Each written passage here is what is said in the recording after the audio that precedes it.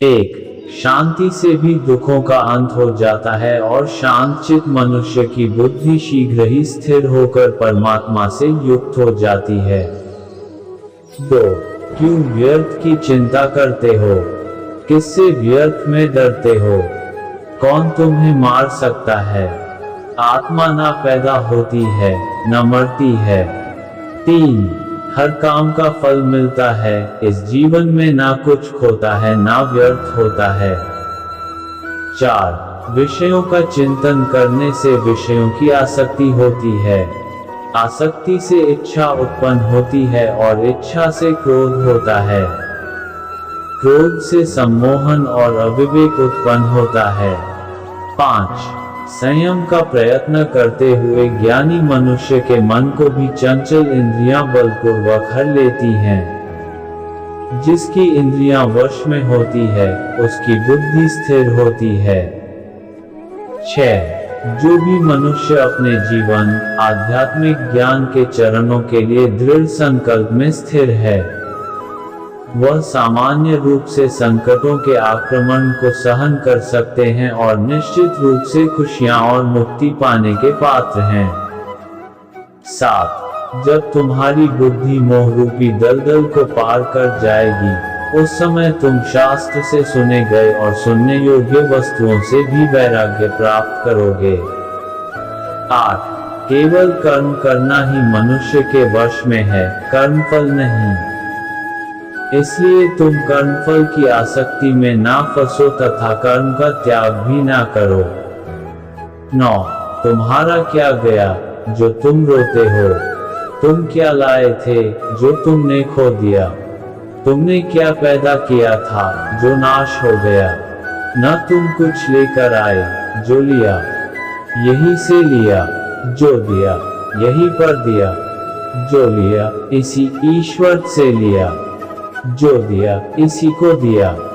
10, जो मन को नियंत्रित नहीं करते उनके लिए ये शत्रु के समान कार्य करता है। 11, खाली हाथ आए और खाली हाथ वापस चले।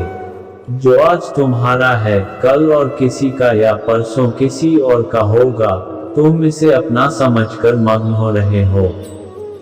12, सुख दुख, लाभ हानि और जीत हार की चिंता ना करके मनुष्य को अपनी शक्ति के अनुसार कर्तव्य कर्म करना चाहिए। ऐसे भाव से कर्म करने पर मनुष्य को पाप नहीं लगता। 13, जो हुआ वह अच्छा हुआ, जो हो रहा है वह अच्छा हो रहा है, जो होगा वह भी अच्छा ही होगा। तुम भूत का पश्चाताप न करो, भविष्य की चिंता न करो, वर्तमान चल रहा है। 14, क्रोध से भ्रम पैदा होता है, भ्रम से बुद्धि व्यग्र होती है। जब बुद्धि व्यग्र होती है तब तर्क नष्ट हो जाता है, जब तर्क नष्ट होता है तब व्यक्ति का पतन हो जाता है। 15, सम्मानित व्यक्ति के लिए अपमान मृत्यु से भी बढ़कर है। 16, सभी प्राणी जन्म से पहले अप्रकट थे और मृत्यु के बाद फिर अप्रकट हो जाएंगे, लेकिन जन्म और मृत्यु के बीच प्रकट दिखते हैं। फिर इसमें सोचने की क्या बात है। 17, परिवर्तन संसार का नियम है, जिसे तुम मृत्यु समझते हो वही तो जीवन है।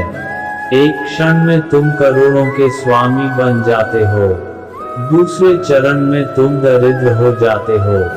18, शस्त्र आत्मा को काट नहीं सकते, अग्नि इसको जला नहीं सकती, जल इसको गीला नहीं कर सकता और वायु इसे सूखा नहीं सकती। 19, जैसे मनुष्य अपने पुराने वस्त्रों को उतारकर दूसरे नए वस्त्र धारण करता है, वैसे ही आत्मा मृत्यु के बाद अपने पुराने शरीर को त्याग करने से ही प्राप्त करती है। 20, आत्मा ना कभी जन्म लेती है और ना मरती है, शरीर का नाश होने पर भी नष्ट नहीं होता।